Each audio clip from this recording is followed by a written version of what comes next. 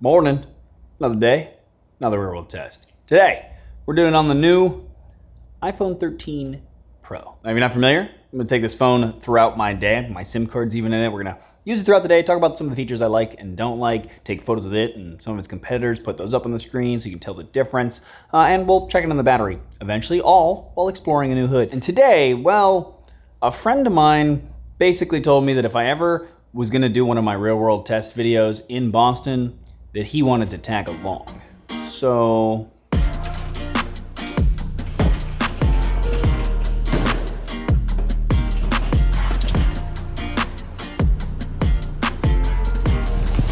this guy. How you doing, buddy? Moynihan Train Hall. Fisher acquired. Now, finally, first things first. So I don't usually drink Starbucks. Not usually a fan. They do have like a reserve in some of their locations, which actually isn't too bad, but most of the time, Starbucks to me is, if there's no other options, I'll do Starbucks. And here at this station, there's no other option. So, coffee, check. Speaking of this station, this is Moynihan Hall, and it's kind of an extension to Penn Station, which is a very busy transportation hub here in New York. Now, we actually visited this in a previous video. I'll leave a link below to that where I talk a little bit more about the station. But honestly, like, I've now used this station for Amtrak a few times. And I gotta say, it's just nice to have like a new, clean place to get on a train. Penn Station is disgusting. So this, by juxtaposition, is fantastic. And you can't beat the chairs either. That is the one problem. There's no seating. Made the train, but we're in a quiet car, so after we take out, I can't talk to you.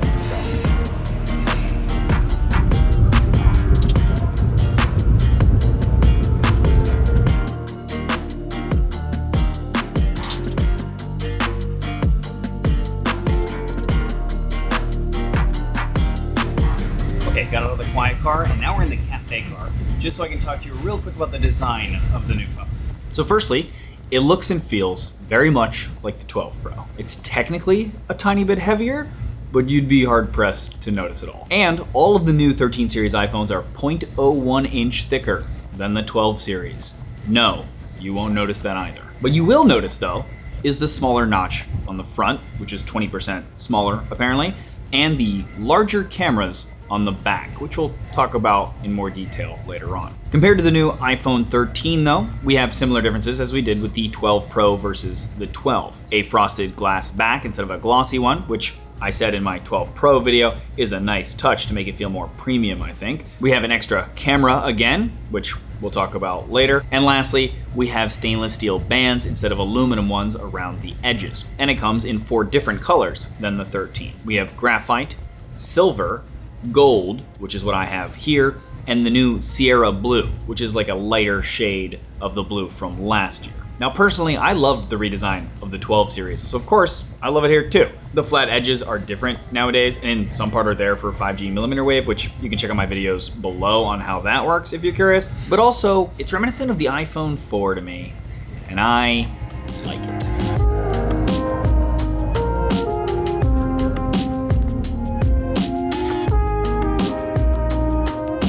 Station is Boston South Station, the final stop.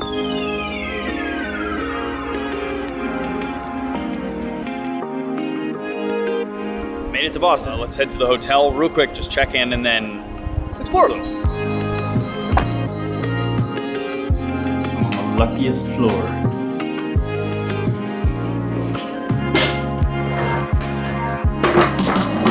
Okay, made it to the hotel. So the reason my friend Fisher, Mr. Mobile on YouTube, by the way, insisted that he tag along if I ever do a real world test video in Boston is because him and his girlfriend actually moved to Greenpoint in Brooklyn, which is a neighborhood next to my neighborhood where I live, and we actually all share a studio in Greenpoint, Fisher, myself, and Jaime from Pocket Now. But before that, they had lived here in Boston for 10 years. There's been a few friends that I've now convinced to move to New York, Fisher being one of them, but also David Amell, who is actually his roommate now in Greenpoint and works for MKBHD now. I'll even leave a link below to a real world test that I did where we were kind of helping him and David find apartments in Brooklyn. But of course, he felt if anyone was gonna show me around Boston, it was gonna be him.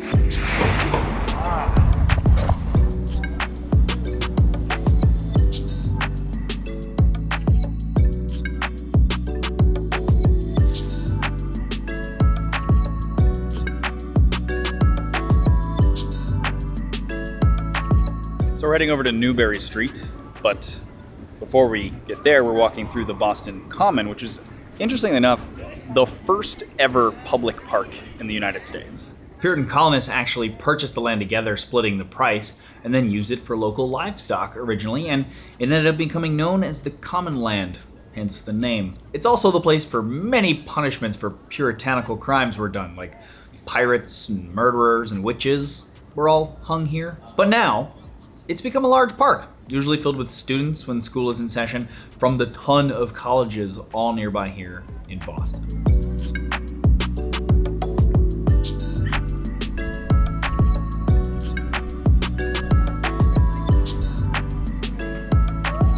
Okay, made it to Newbury Street, which is essentially like a cute little 8-block street that has dining and shopping on it in the Back Bay neighborhood here in Boston. And actually, this street and all of the Back Bay at one point was underwater. It was all part of the Boston Harbor. Eventually, a lot of it was filled in using nearby much higher than hilltops. By 1860, it was filled into Clarendon Street, Exeter Street by 1870, and it was done by 1882. Now, the buildings were all very European in design, which still holds to this day, and at that time they had the latest amenities like indoor plumbing.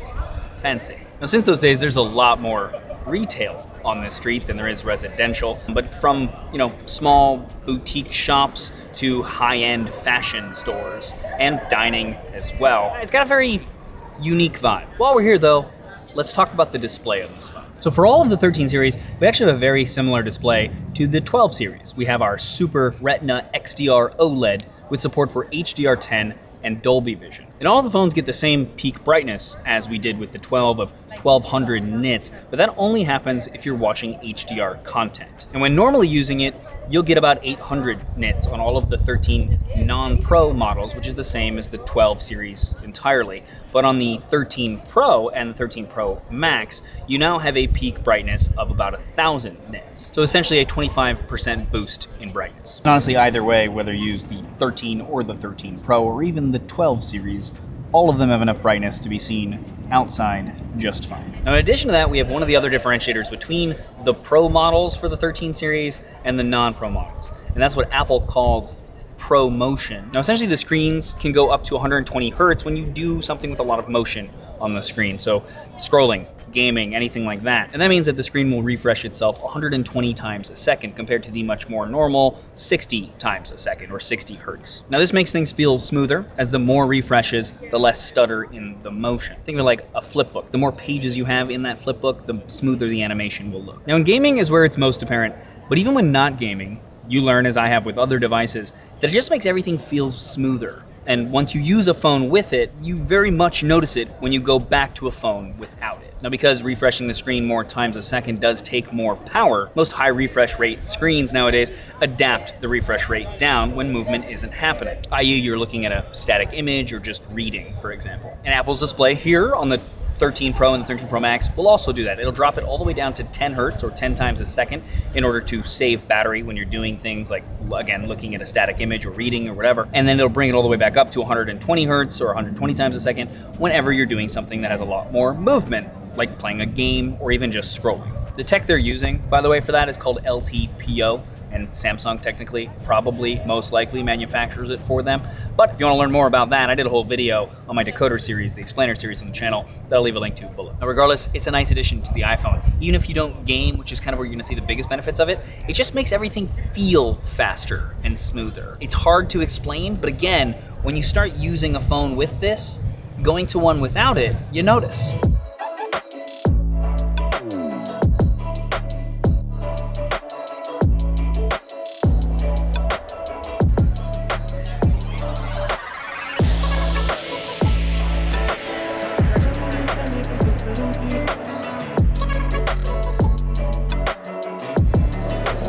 gotta get a beer and a hot dog at every baseball game. This one takes the cake. It's like a hot dog at every baseball game. And why not go to Fenway Park and watch the Red Sox play the Yankees while we're here, right? Right, kid. He's had one beer, the accent's out. This is how this works. Cheers, bud. Cheers. Welcome to my erstwhile home.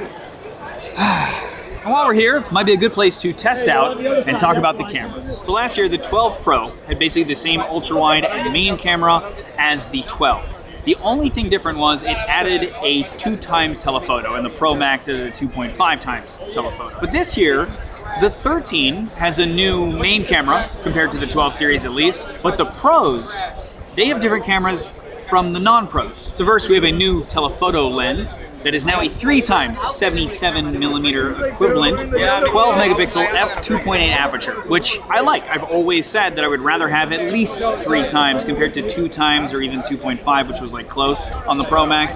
3x and even 5x is a much different focal length from the normal camera, and it's just more useful when you have a bigger difference between those two, in my opinion. Now, of course, I would love to see like 5 and 10x for Apple, but like 3. We got 3.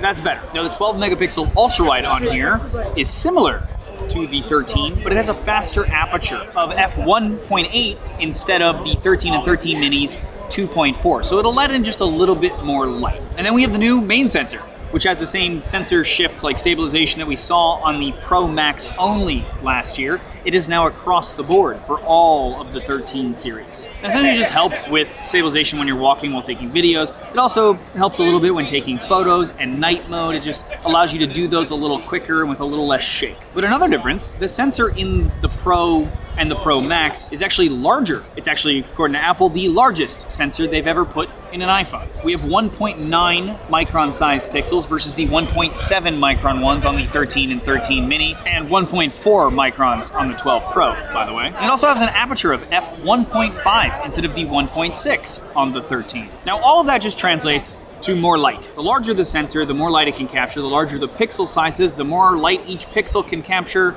And it just means better low light images and video, essentially. So yeah, it's interesting that like Apple decided to add a spec bump to the cameras on the Pro models and not on the non-Pro models. So that ends up doing though is the 13 Pro and the 13 Pro Max. The only real differences now are battery and size.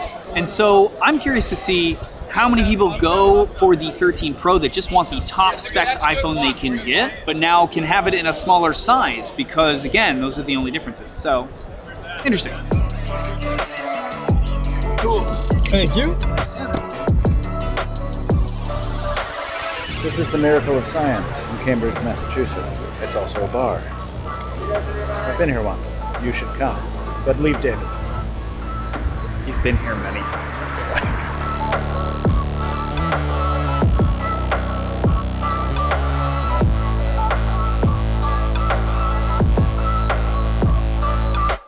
All right, and now we've crossed the river into what I've been told is the Brooklyn of Boston. Right now we're in Cambridge, which is near Somerville, which actually I had a couple of friends that used to live there. That's also where Fisher used to live when he was here. And we're at a bar that he used to go to all the time called the Miracle of Science. I really like the vibe. It has good beer on tap, good quesadilla, chips and salsa. And the menu is a periodic table, so nerd points. But while we're here, let's talk about cinematic mode. So it's basically video bokeh or video portrait mode that other companies have shown, but has always just kind of been not great. But the idea is that it uses software to create a blurred or bokeh effect, just like what portrait mode does. It's meant to kind of recreate the look of a fast aperture on a much larger sensor, like my f2.8 16 to 35 millimeter lens here on my Sony a7S III. Now, obviously this is a lot harder to do in every single frame and tracking the subject compared to portrait mode. Besides this, Apple also added the ability to do what is usually called a rack focus, which is done normally by moving the focus from one subject while keeping everything else out of focus and smoothly switching focus to another subject in the same frame and then causing the first to then be blurred out, which is why you need a fast aperture lens, or in this case, try to do it with software. And it does seem to do a decent job, at least, with the focus tracking. It grabs anything that it thinks might be the subject, and I imagine it's kind of letting you know, based on what it thinks it can grab the outline of easily. And then you tap on something to focus on it, whether it's a person. You can also tap on an object, though, and then you tap on something else to then rack the focus to that thing. And you can tap and hold to lock focus on something so that as you move, it doesn't then rack back and forth. And overall, it does seem a bit better than other variations of this that I've seen. And the fact that you can change or even totally remove it after the fact is a nice touch as well. But it's not good enough to where I would probably use it and like put it in, say, these videos as like just a shot. And honestly, I think most of these devices nowadays, including the iPhones here, have some bokeh naturally from the fact that they now are having much larger sensors than they used to. And not as much bokeh as the cinematic mode, but you do still get some, and for me at least, I'd rather have that and less, but it looks natural, than something if I look close enough can definitely tell it's not real. But some people might find it novel, for sure. Now one thing though, even in places that didn't seem that dark to me, it told me that it needed more light. And when you use it ignoring that warning, the results are definitely worse. So, just keep that in mind. Now, Apple also added these new creative modes for the camera that they call photographic styles, and they allow you to choose from a few looks. Now, these are like filters in a way, but they're a bit more, in my mind, like LUTs, or what is called lookup tables that contain conversion values for colors that the image processor looks up for each color and then returns a different color value. So a specific green might be a different shade, or technically a different color entirely, or a shadow color, like black, might be a brighter version of it, etc. Now in the case of Apple, they put in a few that are common in photography, like high contrast, which is darker shadows and brighter for highlights, creating like a bigger contrast between the different values of high and low. They also have one for cooler, which just turns things more blue, and warmer, which turns them more orange, etc. They do also have the ability to customize these, and they'll keep those customizations and save them. And if you took the time to create one, you could then use that across a series of photos or all of your photos to kind of create a custom look. Now I personally prefer to do this in Adobe Lightroom or Photoshop, if I do it at all. So for me at least, it's not something I'll probably use. But it is an interesting way for Apple to go with this, and I feel like maybe some people would like this. Actually, you guys, tell me in the comments below if you think these photographic styles and cinematic mode are something that you would use more than the first few times just to try it out. And lastly, I need to bring up macro mode. Macro mode, though, is when you take a photo of something much closer, within centimeters usually. I've always complained when other manufacturers have used a separate camera for this, a macro camera, as it feels just kind of like a cop-out to just have one more camera to say that their device has a triple or a quad camera system. We've already seen other phones that can just use the ultra-wide camera already there in a macro mode to achieve the same result. Apple now added that exact thing, and it can allow for some interesting photos. But there's a pet peeve for me here, and that's the camera automatically switches when it thinks you're close to something, which is actually convenient in some ways, but I find that it does it when I'm not that close to the thing, and I don't want it to do it. And that happens all the time. Now, I take a lot of food photos, frankly, as you guys might know if you're familiar with the channel, and that's when I notice it happening the most. And the big issue is there's no way to disable or force the normal camera instead. Now, Apple has already said that they are adding a feature soon to cancel the auto switch to macro. So hopefully that'll come out sooner rather than later, and then this won't be an issue.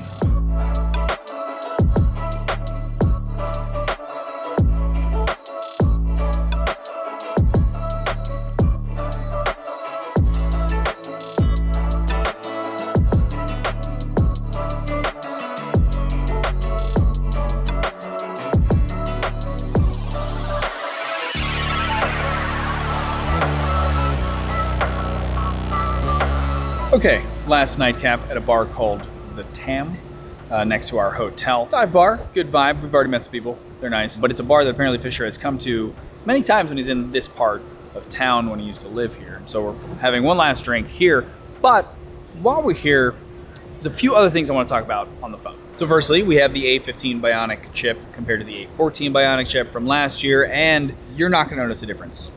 Period. I'll tell you right now that the 120 hertz screen makes things feel faster, and I feel like that's gonna actually make a bigger difference to you than the chipset in this case. Anything you're gonna do on it, like gaming, video editing even, like all of that is gonna feel very much the same as last year, so long as you're doing things in the real world. Benchmarks will look different, but everything else probably going to be very similar. Now, the Pro models also have an extra GPU core. We have 5 cores instead of 4. It's the same thing they did with the MacBook Air with the M1 chip. Again, though, besides benchmarks, you probably won't notice, and whether it's the Pro or the regular model or even last year's model, in a real world scenario, in my opinion at least, it's going to feel very similar regardless. Another difference that some people might actually really appreciate is there is now a 1 terabyte option for the Pro models only. And considering they're going to let you start shooting ProRes directly on the phone, that's not available now, or I would have tested it, but it's coming soon. The higher storage options will make even more sense because that's going to take up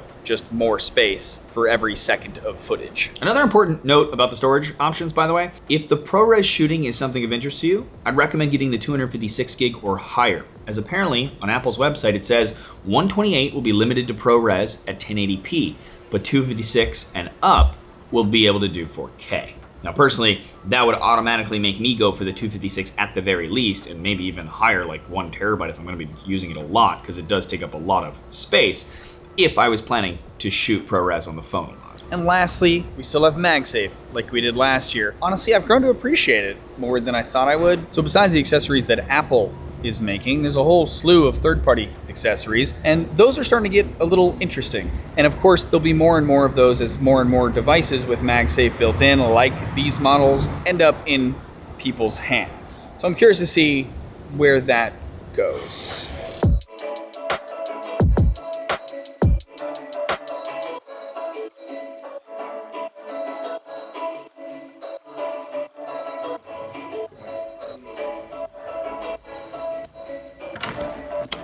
Okay, calling it a night. It is 2:11 a.m. I took it off the charger at 9 a.m. and we are at 7%. Here's my screen on time and my usage for anyone who's curious about that. But I gotta say, it is definitely better than the 12 Pro for sure, and it's good. Like, think about how much I used the phone today as far as like the camera and shooting video all day and all the other things that I did. That's pretty good. Also, here is another day that was not a real world test, which obviously is not a typical day. Here's a more typical day and my usage and screen on time for that as well, just to compare that to. But there you go. If you want to see Fisher's video, I'll leave a link below to that. Also, if you like this one, please thumbs up it or share it. It's greatly appreciated. Also, follow me on Instagram if you're not already. Do a bunch of behind the scenes stuff and some camera comparisons and other fun stuff like that. Check it out. Otherwise, if you enjoyed this, please subscribe. Ding the bell next to where it's subscribe so you get notified when I do new videos. As always though, regardless, thanks for watching. Everyone is just yelling at each other. Doesn't matter where you are. Here in Boston, everybody's just yelling. It sounds hostile, but everyone's like, keep walking. It sounds like an insult. He's guiding someone else in from across the bar, but it definitely sounds like, keep walking. Oh, he's helping the guy. Everything sounds like a fight, It does. but nothing is a fight. Yep, got it. Makes sense. He came over and he started doing a very happy dance. So clearly, everything is fine. It sounds hostile. It's just the way they talk. They're just, it's friendly. Simply the way they talk.